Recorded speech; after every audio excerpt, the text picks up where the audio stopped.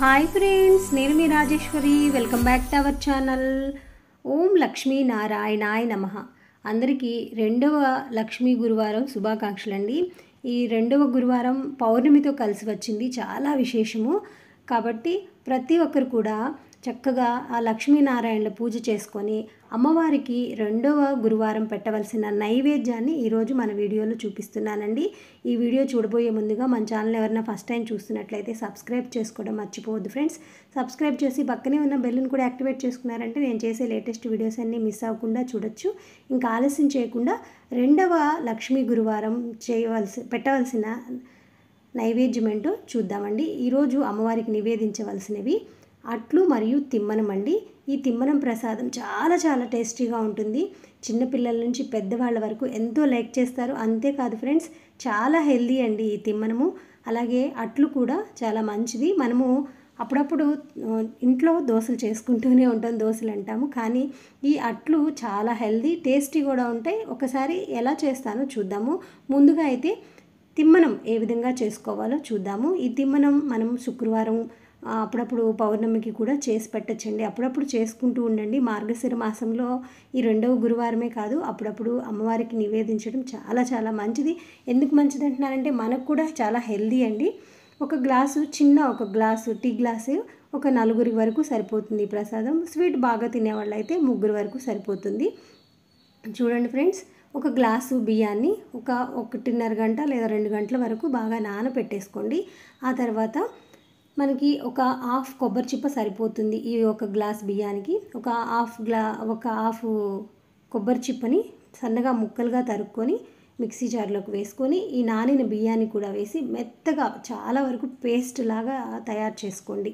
ఇది రెడీ చేసి పక్కన పెట్టేసి ఇప్పుడు స్టవ్ మీద ఒక ప్యాన్ పెట్టుకొని దానిలో ఒక 1/2 లీటరు చిక్కటి పాలు పోసుకోండి. వీలైతే ఆవు పాలతో తయారు చేస్తే ఇంకా మంచిదండి. ఆవు పాలు దొరకని వాళ్ళు ఫుల్ క్రీమ్ మిల్క్ తీసుకొని బాగా ఇట్లా ఒకసారి పొంగిన తర్వాత మనం రెడీ చేసుకున్న ఈ పేస్ట్ని ఈ పాలల్లో వేసి చక్కగా కలుపుకోండి. ఫ్రెండ్స్, వేసిన తర్వాత వెంటనే కలుపుతూ ఉండాలండి. ఇప్పుడు మీరు స్టవ్ని మీడియంలో పెట్టుకొని చక్కగా అక్కడే ఉండి కలుపుతూ ఉండండి. ఒక 5 నిమిషాల్లో ఇది దగ్గర పడిపోతుందండి. అప్పుడప్పుడు పిల్లలకు చేసి పెట్టడం చాలా హెల్దీ అండి. ఇందులో మనం కొబ్బరి వేస్తున్నాం, అలాగే బెల్లముతో తయారు చేసేది కాబట్టి, అలాగే నెయ్యి కూడా బాగా వేస్తామండి. ఇందులో చాలా హెల్దీ, టేస్ట్ కూడా సూపర్గా ఉంటుంది. క్రీమీగా సూపర్ టేస్ట్ ఉంటుంది. మనం పచ్చి కొబ్బరి వేసాం కాబట్టి ఈ బియ్యంలోకి రుచి చాలా బాగా వస్తుందండి. బాగా దగ్గర పడిపోయిన తర్వాత దాన్ని తీసి పక్కన పెట్టి స్టవ్ మీద మరొక ప్యాన్ పెట్టుకొని ఒక గిన్నె పెట్టుకొని ఒక కప్పు బియ్యానికి 1 కప్పు బెల్లం వేసుకోండి. బెల్లం వేసి కొంచెం నీళ్లు వేసి మరిగిన తర్వాత అందులో ఇలాచీ పౌడర్ వేసేసి ఒక 4-5 ఇలాచీ వేసి పక్కన పెట్టేసుకోండి. జ్యూస్ లాగా అయితే సరిపోతుందండి, బెల్లం ఏం పాకం అవసరంలా. ఇక ప్యాన్లో నెయ్యి వేసుకొని ఇందులో జీడిపప్పు, బాదాము, కిస్మిస్ వేసి బాగా ఫ్రై అయిన తర్వాత దీన్ని పక్కన పెట్టేసి ముందుగా రెడీ అయిన ఈ తిమ్మనంలోకి కొంచెం ఇది చల్లారిన తర్వాత మీరు బెల్లం జ్యూస్ పోసేయండి. మనం కరిగించిన బెల్లాన్ని ఇందులో వేసేసి బాగా కలుపుకొని ఇక అమ్మవారికి నివేదించవచ్చండి. తిమ్మనం రెడీ అయిపోయింది.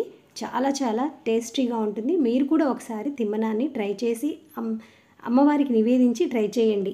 ఒక్కసారి కాదు, మళ్ళా చేసుకుంటారండి. ఫ్రైడే చేసుకోవచ్చు, సాటర్డే స్వామివారికి నివేదించవచ్చు, అప్పుడప్పుడు పౌర్ణమి అప్పుడు కూడా చక్కగా నివేదించవచ్చు. స్వామివారికి అమ్మవారికి కలిపి ఎంతో ఇష్టమైన తిమ్మనం రెడీ అయిపోయింది కదా. ఇక మనం అట్లు ఎలా తయారు చేసుకోవాలో చూద్దామండి. దీనికోసం 2 గ్లాసుల బియ్యానికి చూడండి, నేను ఇక్కడ ఒకే గ్లాసు పెద్ద గ్లాస్కి 1 గ్లాసు బియ్యం పోసాను, 1/2 గ్లాసు మినపప్పు పోస్తున్నానండి. మీరు మామూలుగా అయితే 2 గ్లాసుల బియ్యానికి 1 గ్లాసు మినపప్పు వేసుకోండి. వీటిని బాగా 2 సార్లు కడిగిన తర్వాత నానబెట్టుకోండి. 5-6 గంటలు నానబెడితే మనకు అట్లు అనేవి చాలా మెత్తగా వస్తాయండి. బాగా మెత్తగా మీరు రాత్రే గ్రైండ్ చేసుకొని తెల్లవారి వరకు ఉంచుకొని ఇందులో మనం ఎప్పుడైతే అమ్మవారికి అట్లు నివేదిద్దాం అనుకుంటున్నామో అప్పుడు మీరు ఇందులోకి కొంచెం ఉప్పు వేసుకొని బాగా కలుపుకోండి. కలిపిన తర్వాత ఈ అట్లు అనేది కొంచెం మందంగా వేసుకోండి ఫ్రెండ్స్. దోశలాగా మరీ పలచగా పోసుకోవద్దు. మనం రెగ్యులర్గా తినే దోశలాగా కొంచెం మందంగా పోసుకుంటే బాగుంటాయి, మెత్తగా ఉంటాయండి. అందుకని దీంట్లో అమ్మవారికి నివేదిస్తున్నాం కాబట్టి కొంచెం నెయ్యి వేసి ఈ అట్లు వేసుకోండి. అంతే అండి. అట్లు తిమ్మనాన్ని అమ్మవారికి ఈ రెండవ లక్ష్మీ గురువారం రోజు డిసెంబర్ 4వ తారీఖు వస్తుందండి.